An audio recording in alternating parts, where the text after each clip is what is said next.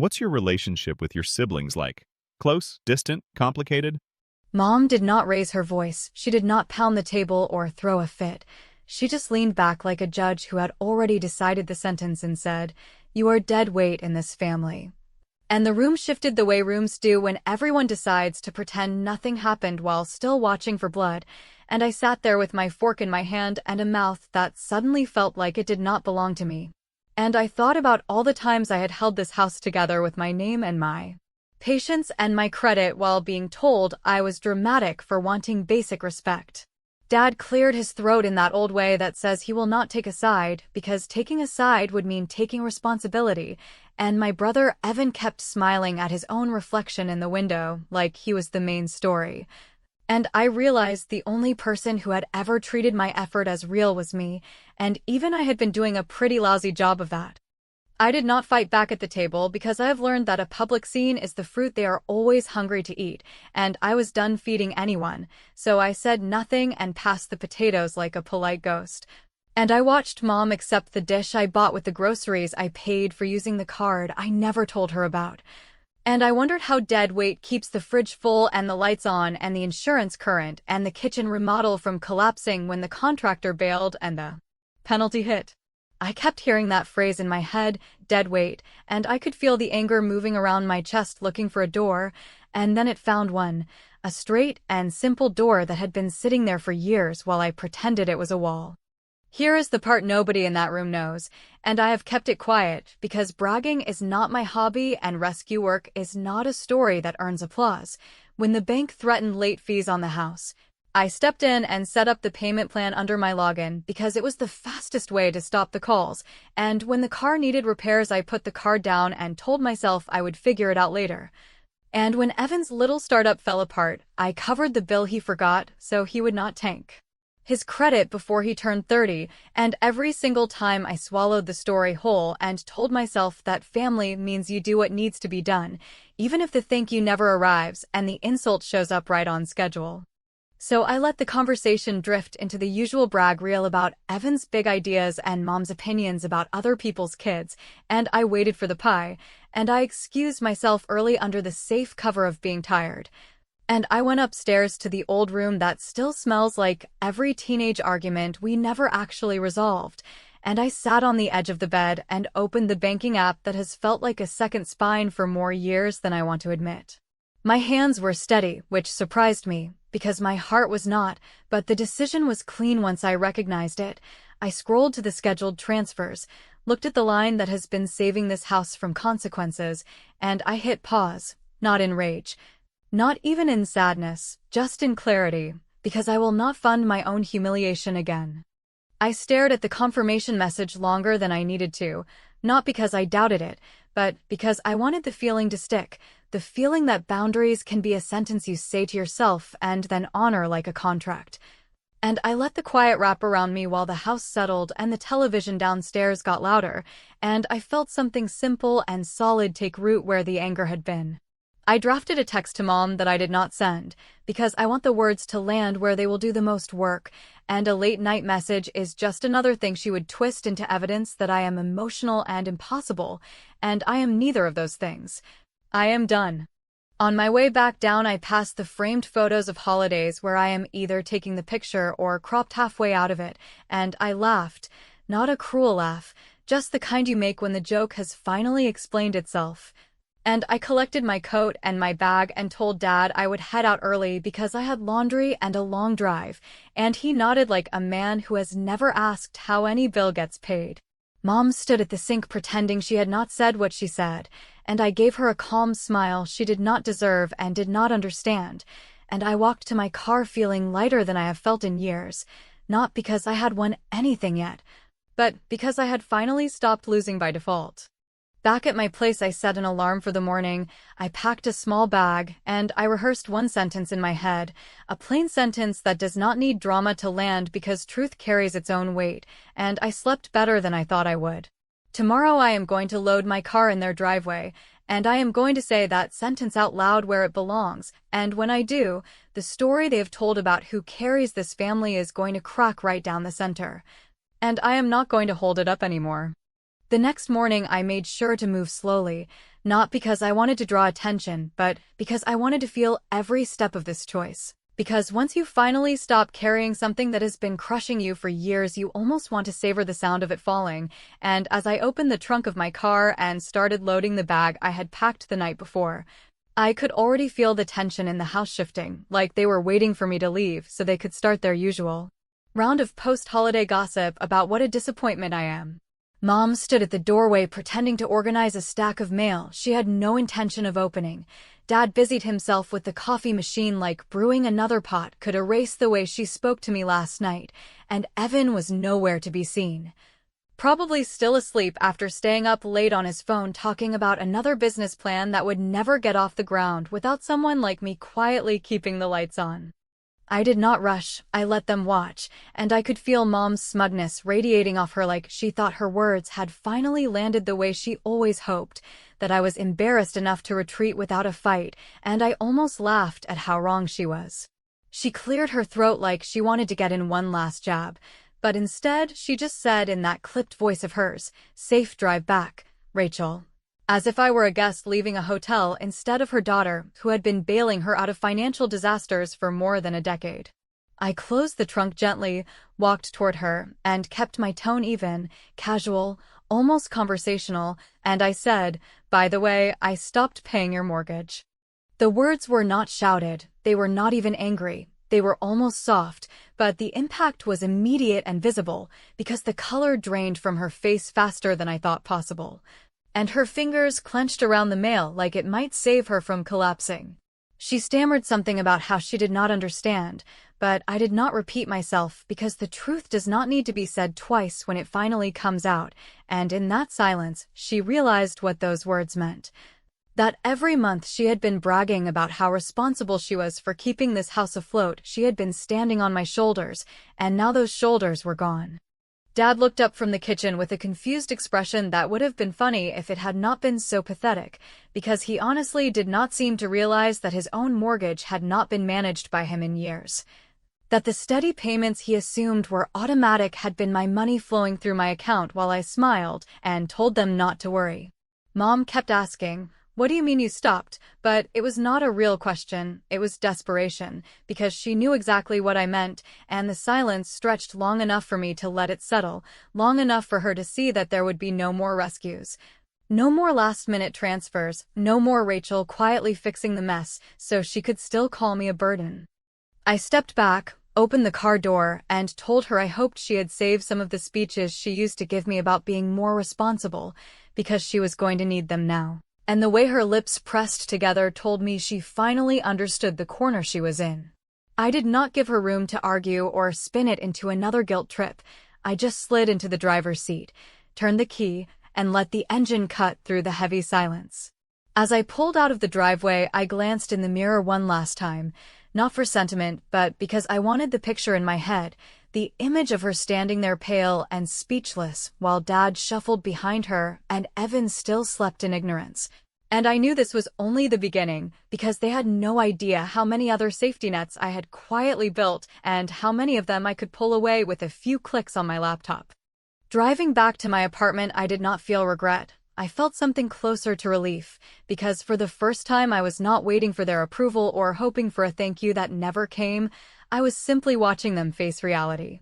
And I realized that maybe being called dead weight was the best gift she could have given me, because it reminded me that I did not owe her the kind of loyalty that erases me. I parked, carried my bag upstairs, and sat on the couch with my phone buzzing in my hand from missed calls already starting to pile up, and I smiled to myself knowing that this was only the first domino. The others were lined up and ready, and when they fell, my family would finally see who had been carrying whom all along. By the time I reached my apartment, the phone had turned into its own relentless habit, with calls stacked from Mom and Dad and Evan, and even the landline they dust off only when they want to brand something an emergency. And I set it face down because for once their urgency did not outrank my breathing, and I stood in my kitchen long enough to let the old reflex pass. The reflex that whispers if I move quickly and quietly enough I can keep everyone from seeing the fracture they created, and then blamed me for, and when the silence finally felt steady, I opened my laptop, because if I was going to stop carrying this family, I needed to pull out every quiet nail I had hammered in for years without asking for thanks or even acknowledgement. I opened the folder that holds every authorization I ever sent on their behalf, and looking at those scanned forms felt like staring at a map of places where I had allowed my name to carry weight it never should have carried. So I wrote 3 letters in clean, dry language that said exactly what needed saying and nothing more. The first letter went to the mortgage servicer confirming revocation of the external transfer permission tied to my account and confirming that all scheduled transfers had been canceled.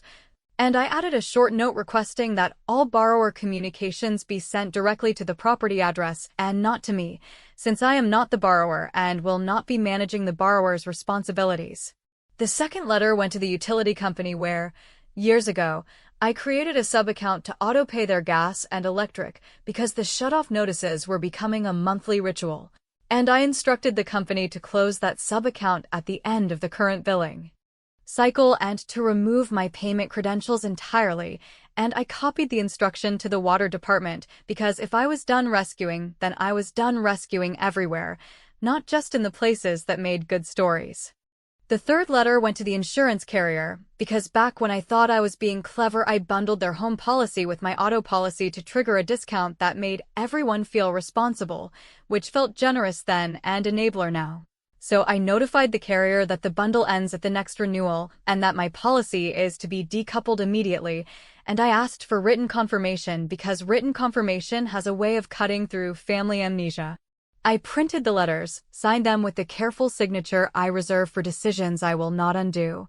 and I mailed them certified so there would be no performance later about not remembering or not understanding or somehow missing the point while standing 3 inches from it, and walking home I realized the shaking I expected was not there,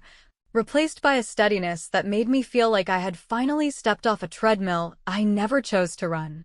Back at the apartment, I allowed myself one voicemail because I wanted to measure the distance between last night's confidence and this morning's reality, and I chose Mom's, and there it was, the wobble under the crisp tone. The pivot from queen of the verdict to a woman asking about timelines and whether I meant paused or stopped, and I did not call back because explaining is the doorway through which I have always been talked out of my boundaries. By mid-afternoon, an automated alert from the servicer arrived confirming cancellation of the scheduled transfer and reminding the borrower of the amount due by a specific date, and for the first time in years the word due did not belong to me, which loosened something in my shoulders I had not realized was clenched. A neighbor from their street, a kind woman who avoids gossip but hates unfairness, texted a photo of my parents' mailbox with 2 certified envelopes tucked beneath the lid and a third wedged under the flag, and she added a gentle note asking if I was all right. And I told her I was better than all right. I was finally doing the job I should have done a long time ago, which was to stop acting like a floating bank branch with a family plan. Before dinner, I logged into the credit account I opened during the year the roof leaked, the account where I added Mom as an authorized user so she would not be stranded at a checkout line inventing an emergency. And with 2 clicks, I removed her card and restricted the line to my purchases only, and I saved the confirmation in a folder labeled receipts because history gets rewritten in my family whenever people are cornered, and I prefer documents to memories. She called again not long after, voice bright and brittle like lacquer, pretending she just wanted to talk, and then sliding into the real reason, which was to ask whether the card had glitched while she was buying groceries, and I told her there was no glitch. There was a correction, and that from now on her budget and her opinion would have to live in the same house, and I ended the call before the volume could rise the way it always does when logic threatens her favorite story. Then I unlinked the quiet little overdraft line that has sat under their checking account for years, a line I opened in my name back when Dad had surgery and cash flow was a fiction. And I moved it fully back under my control with a single form that took a few minutes to submit and will take them exactly 1 bounced payment to notice, and the breath I took after clicking submit felt like it finally belonged to me. I closed the laptop, confirmed a bank appointment I had already set for the end of the week with a manager who speaks fluent responsibility, and I looked at the stack of confirmations sitting on my table like a neat pile of boundaries. And for the first time, the quiet in my apartment did not feel like loneliness. It felt like a choice. Tomorrow, those certified envelopes will be opened, the alerts will stack up, and the house that so confidently declared me dead weight will meet the weight I have been carrying without applause. And the best part is that I am not done. There is one more lever out there with my name on it, and when I pull it, the story they tell about who saves this family and who drags it down is going to shatter in a way that cannot be ignored. The certified envelopes landed the way I knew they would, with that hollow thud of something official meeting a kitchen table that has only ever hosted pretend accountability. And not even an hour passed before the calls shifted from confused to angry to pleading and back to angry, which is the family weather pattern I grew up under. And when I finally answered, I did it on speaker with the phone set on my counter, because if I was going to hear the story, I wanted my hands free to keep cutting the strings I had wrapped around their mess for years. Mom started with the act that always gets dusted off first, the concerned tone that melts into accusation if you do not step into the role she wrote for you, and she asked why I would do something so drastic without warning when I knew they were juggling so much. And I told her that warning is something you earn by treating people like partners, not like invisible scaffolding, and that I had been warning them for years every time I paid a bill. Quietly, and asked for nothing but basic decency in return. Dad tried to cushion it by saying this felt extreme, and I said what feels extreme is being called dead weight by the very people whose weight I have been quietly carrying while they pretend the floor holds itself up. Evan joined with the kind of bravado that works on people who do not keep receipts, and he said maybe I had exaggerated how much I had done, and that the mortgage had mostly been handled by them anyway. And I let the silence sit long enough to be uncomfortable because that is when truth does its best work. Then I said I had forwarded them a simple ledger, nothing fancy, just dates and payees and amounts with bank confirmations. And if they were still confused, I could also attach the emails from the servicer addressed to me whenever a payment posted or a schedule changed. And he said there must be a misunderstanding because Mom told him she had it handled, and I said I believed her. Because telling a flattering story has always been easier for her than standing inside a real one. Mom snapped that sharing private financial information was a betrayal, and I said betrayal was smiling at me over turkey while using my money and my credit to keep your house and your image intact, and if the ledger embarrassed her, then maybe that was a useful mirror and not an attack. The calls kept looping the same way they always do, minimize, deflect, blame, then beg, and I knew that letting them spin would only pull me back into the gravity I had finally escaped. So I switched to my own agenda and told them I had also closed the little side doors they liked to pretend did not exist, the utility auto-pay sub-account, the insurance bundle that made their premiums behave because my name was attached to it,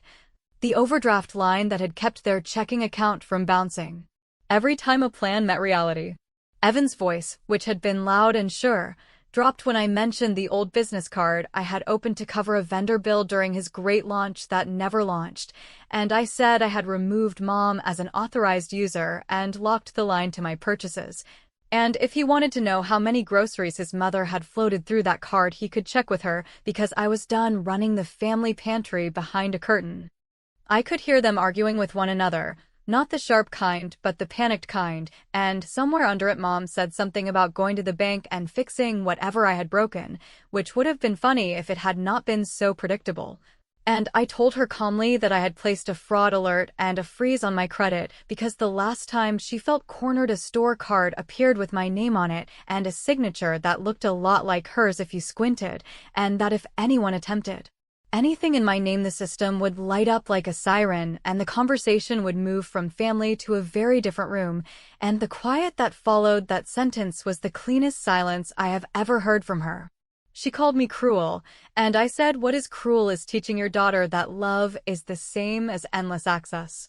Then I gave them the line I had promised myself I would say once and only once, not shouted, not dressed up, just plain and accurate, and I said maybe now you will see who the real deadweight is, because it turns out it was never the one paying the bills. I ended the call before they could drag me back into the debate about tone and timing and filial duty, because those are the tools that have always protected the fiction, and I sat at my small kitchen table and sent one final email with a single page attached. A neat summary of everything I had covered for them over the years with a date at the bottom that read "This ends now," and I copied only the people who needed to see it: my parents, my brother, and the accountant who prepares their taxes. Because I was not looking to humiliate anyone publicly, I was looking to make sure the story could not be rewritten in private. Within the hour, the text shifted from denial to logistics, questions about due dates and grace periods and whether the insurance could be reinstated quickly, and I answered nothing because silence, it turns out, is a boundary that enforces itself. And I let the certified confirmations pile neatly in my inbox like little bricks in the wall I should have built a long time ago. I looked at my calendar and at the appointment I had set for the end of the week, the one with the bank manager who understands that obligations cut both ways, and I thought about the last lever with my name on it. The one that has quietly fed their confidence for years, and I felt the kind of focus you get right before you make a move you cannot undo, because when I sit in that chair and sign that paper, the family story will not just wobble, it will fall. The bank manager knew my face from the year the roof leaked and the year after that when the medical bills arrived like clockwork, and she greeted me with that steady tone people use when they know you are here to do something final. And I told her I wanted to close the last piece holding this whole circus together, the personal line I had opened when panic felt like family and family felt like obligation, the same line I had linked to my parents' checking so that any shortfall triggered an automatic sweep with my name on it and my interest rate attached, and she nodded because she remembered setting up the sweep and she remembered me promising myself it would be temporary, and we both understood how long temporary can live when nobody says stop. She pulled the file, ran through the disclosures, and asked in that careful way bankers ask whether I wanted to close it outright or freeze it to repayments only, and I said repayments only because I am not reckless and I do not need to punish myself to make a point. I just need the hole to stop widening, and she slid the form across the desk and watched me sign the line that would turn off the faucet my mother had mistaken for groundwater.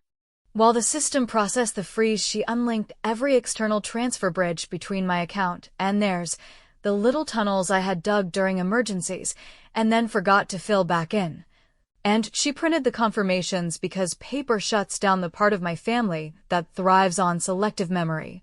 And she added a letter the bank will mail directly to the house stating that future advances are permanently blocked and that any attempt to draw against the line will be declined with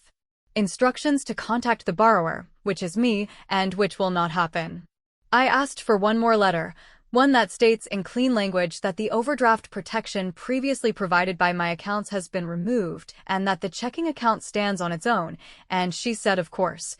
And I realized how easy all of this is once you stop asking for permission from people who expect your help and resent it at the same time.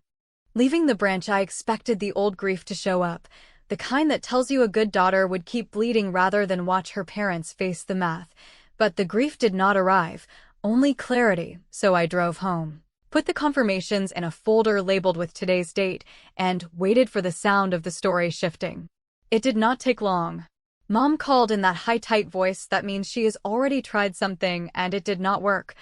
And she announced that her debit card had declined at the pharmacy and that the bank said something about protections being removed and lines being closed, and could I fix whatever I had broken? And I told her nothing was broken.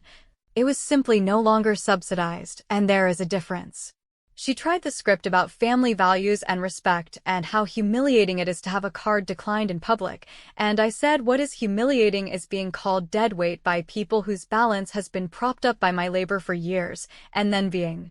asked to smile through dinner like gratitude is optional and my help is owed.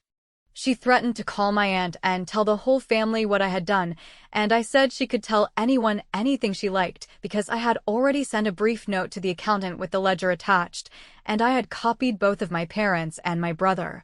And if a wider audience helped her take responsibility, then I was suddenly a believer in wide audiences. Evan texted to say I had gone nuclear over one rude sentence and that grown adults help their parents, and I answered that grown adults also do not steal their sister's privacy by handing out her money as if it were a family stipend, and that the next time he wanted to play entrepreneur, he could pitch someone who had not already covered his debts while he bragged about hustle. Then I made the last call I needed to make, not to them but to myself, and I set the rule that has been missing from my life since I learned how to fix things faster than people could admit they broke them. And I texted a single sentence to the family group chat saying that I will not discuss money again and any contact about payments will be ignored, and that if they need help they should speak to their bank, their employer, or a realtor. Mom called back with a sound that used to bend me and now barely moved me, and she said if I loved her I would give her time, and I told her time is exactly what I have already given, year after year, month after month, payment after payment. And now the clock is theirs, not mine. 2 days later, a neighbor sent me a photo of a small sign staked near the mailbox with the words "For sale by owner" written in thick black marker, and even though it stung, because that house holds pieces of me I never got to keep, I did not cry, I breathed.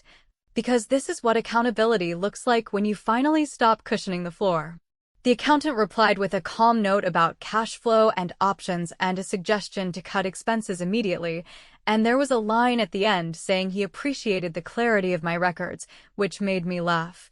Because clarity is free and somehow it had always been the rarest thing in her home. I did not do a victory dance and I did not write a speech. I made dinner, I washed the plate, and I slid the folder of confirmations into a drawer I will open only if someone forgets history again. And I stood in the quiet of my own place knowing I had not just ended a pattern, I had built a new one, where my help is my choice, and my love does not come with a PIN code. Mom called me dead weight, and I believed her for exactly one night, and then I showed her what happens when the weight you despise steps away. The structure stands or it falls on its own, and either way I am not the one underneath it anymore.